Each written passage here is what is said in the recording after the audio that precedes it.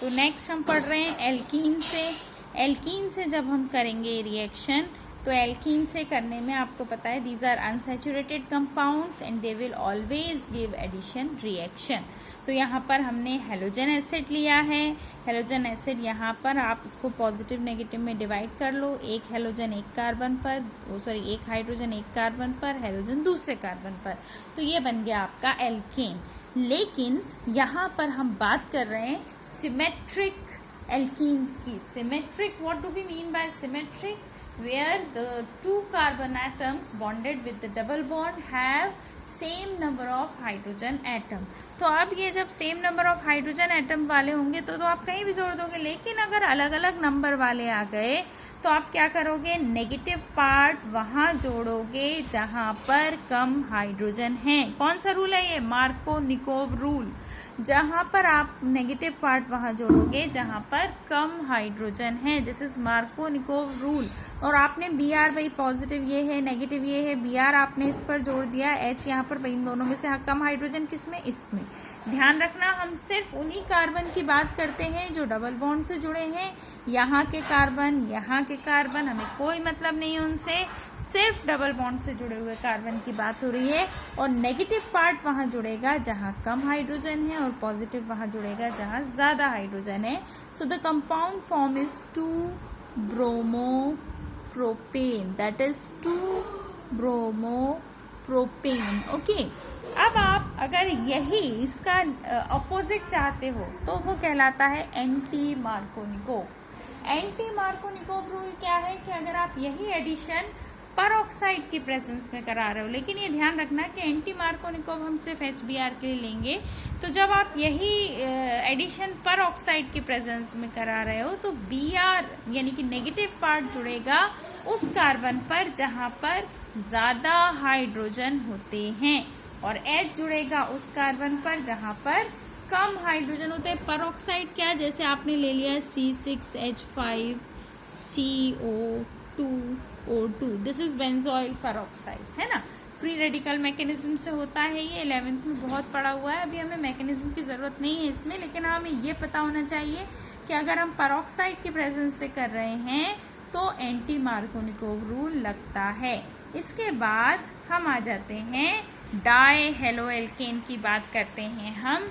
Die halo alkane यानी जिसमें 2 halogen के एटम हैं, वो भी हम बना सकते हैं एल्कीन से, और सिंपली वो हेलोजन से रिएक्शन कराएंगे तो बन जाएगा। कितना सिंपल है, देखो ये Br2 है ना। तो Br2 से जब हम रिएक्शन करा रहे हैं, Br2 को मैं Br लिख दे रही हूँ यहाँ पे, तो एक Br एक कार्बन पे, दूसरा Br दूसरे कार्बन पे जुड़ गया और ये बन गया आपका 1,2-डाइब्रोमोइथेन।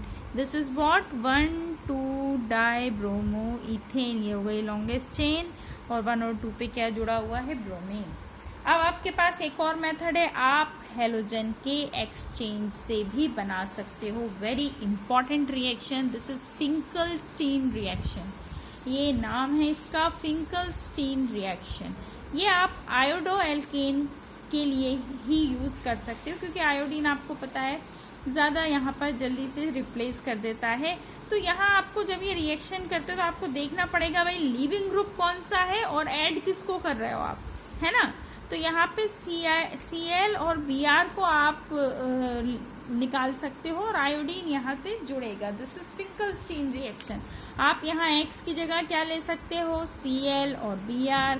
जब आप इसकी रिएक्शन NaI से करते हो, एसीटोन में डिजॉल्व है NaI, ये ध्यान रखना पड़ेगा आपको कि वो एसीटोन में डिजॉल्व है, और फिर यहाँ से NaX निकल जाता है और Ri बन जाता है ना। NaX निकल जाता है यहाँ से और RiA बन जाता है आपका, यानी कि एल्काइल आयोडाइड।